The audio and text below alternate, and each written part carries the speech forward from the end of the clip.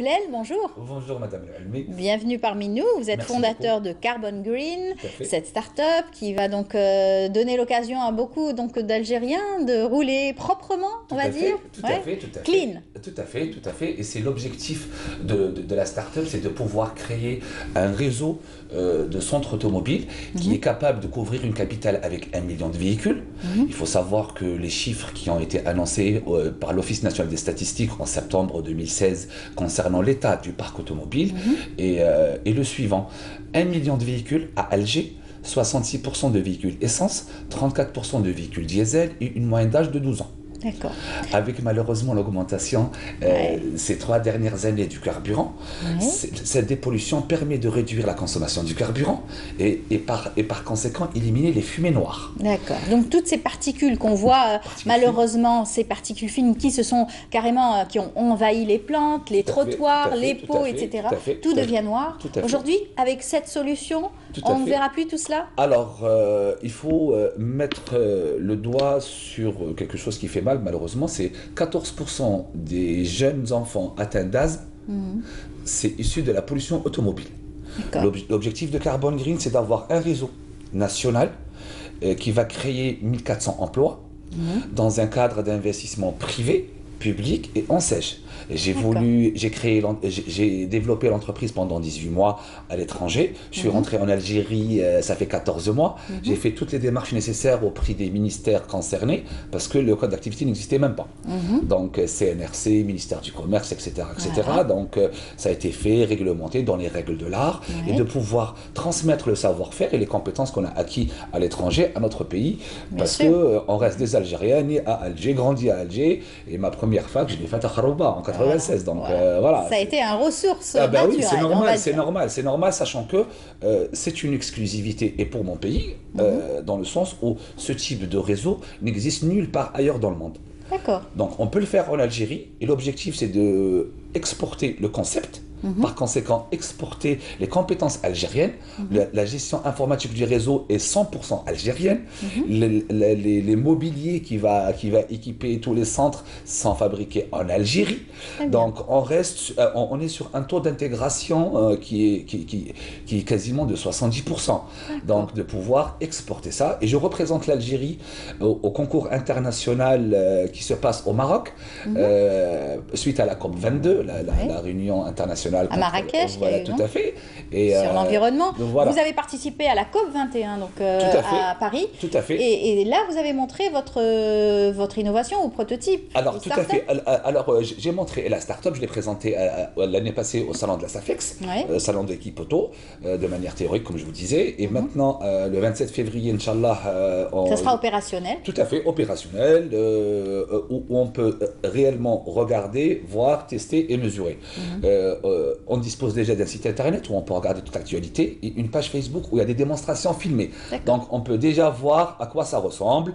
C'est transparent, c'est mesurable, c'est quantifiable. Et l'objectif de Carbon Green, c'est une entreprise citoyenne avant tout et de pouvoir prendre cette base de données et avoir ces chiffres de pollution avant et après et de les transmettre en toute transparence au ministère concerné de l'environnement et au ministère des Transports, de dire on a traité tant de véhicules, on a fait ceci, cela, et de pouvoir donner un exemple à d'autres capitales dans le monde et de pouvoir faire la même chose. Très bien. Alors, est-ce que c'est un passage obligatoire ou c'est celui qui veut dépolluer sa voiture? Voilà. Alors, la dépollution et le décalaminage, voilà, c'est le terme que vous utilisez. Tout à fait, parce que c'est quoi le décalaminage? Il faut savoir que la calamine, c'est les résidus noirâtres qui se positionnent sur des pièces coûteuses du moteur, malheureusement, le débitmètre, 20 EGR, catalyseur, etc. C'est des pièces qui coûtent entre 40 000 et 120 000 dinars, qui ne sont pas réparables, il faut les changer. Malheureusement, même les prestataires de pièces de rechange et les concessions ne les ramènent pas parce que c'est extrêmement cher. Donc le client se retrouve avec un véhicule qui consomme du carburant, qui produit de la fumée noire, et c'est cette calamine qu'on va éliminer par un procédé écologique à 97%, de l'injection de l'hydrogène actif. On ne démonte absolument rien, c'est instantané, ça dure 1 heure, 1 heure et demie en général selon les véhicules. Vous intubez un véhicule. Tout à fait. Voilà. Et on le mesure avant et après pour avoir que le client puisse avoir le résultat quantifiable et mesurable. Et nous, sur le système informatique, on va jouer sur les données, Peugeot, Renault, Volkswagen, toutes les marques bien sûr, et on va avoir chaque mois des statistiques sur les centres qui vont être opérationnels. Alors il y a combien de centres jusqu'à présent? Alors le premier centre V, l'objectif... On voit la démonstration, en fait, c'est ça, hein, les centres. Tout à fait. Celui-là, c'est le centre VIVL. C'est un centre qui va, ça c'est le futur centre qui va être le siège social, le départ des gros centres. C'est un centre qui a une capacité de traitement de 10 000 véhicules avec 4 BVL et 2 B poids lourds et véhicules industriels. Il y en aura 16 qui vont couvrir la capitale, qui vont se positionner devant chaque contrôle technique. Et c'est là où l'intelligence... j'allais dire, c'est pratiquement tout comme le contrôle technique, c'est la même procédure, genre on ramène notre véhicule au niveau d'un centre pour pouvoir soit tester les freins, etc. Tout ce qui est donc, Alors le contrôle technique est obligatoire. Voilà. Et ça fait partie de la législation du transport. Exact. La dépollution n'est pas obligatoire, reste préventif. Mais par contre, l'Algérie, contrairement à des pays européens, je vais vous donner des exemples très précis, l'Algérie dispose de 325 centres de contrôle technique. Oui. En France, il existe 6200. En Italie, 7000. En Allemagne, 11 000. En Irlande, 500, c'est faisable. Pourquoi? Parce que c'est la gestion intelligente étatique des implantations. C'est des 325 centres qui sont 2 fois plus grands que ceux en Europe. Donc, on peut avoir un réseau de 325 points de vente carbone green.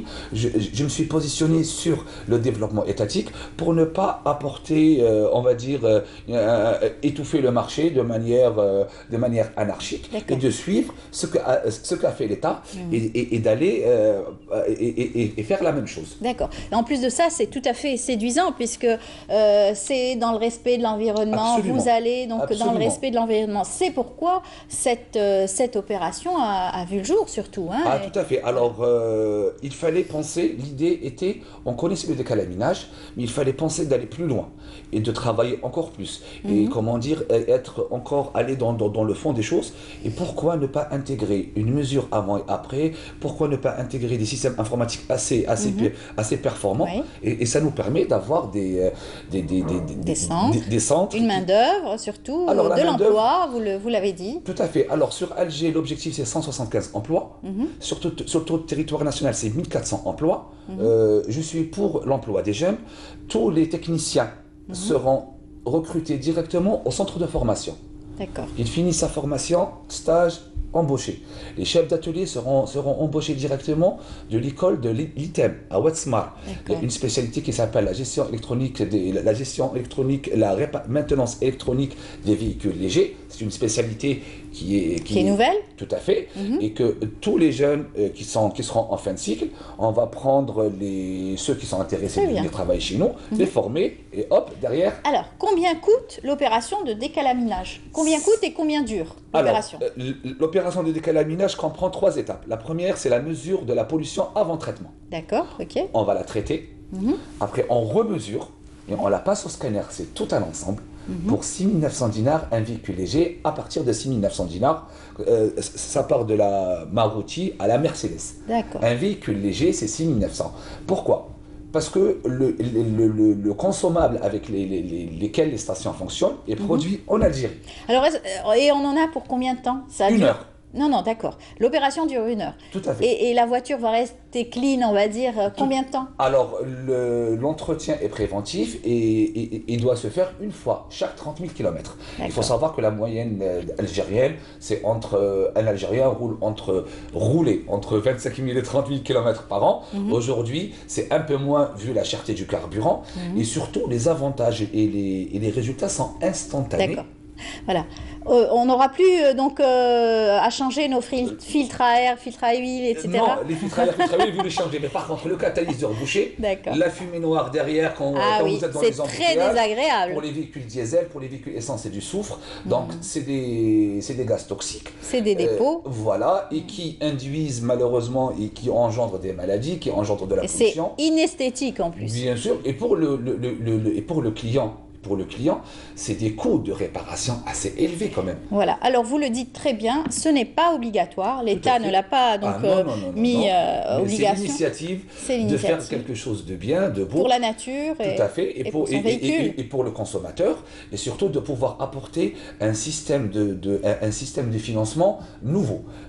L'excellence, le président de la République, M. Abdelaziz Bouteflika, dans ces dernières directives qui ont été annoncées par le ministre de l'Industrie, M. Abdelbaïd Bouchouarab, dans le développement des PME et de la promotion des jeunes. Très bien. Donc, on peut faire un développement étatique, on peut faire un développement dans le cadre des PME et dire ça marche, peut le faire, et surtout de le faire dans le cadre d'investissement privé, business angel. Oui. C'est des groupements d'investisseurs locaux et qui cherchent à investir dans des startups et surtout le Fonds mondial de l'environnement. Très bien. Je suis en contact avec eux.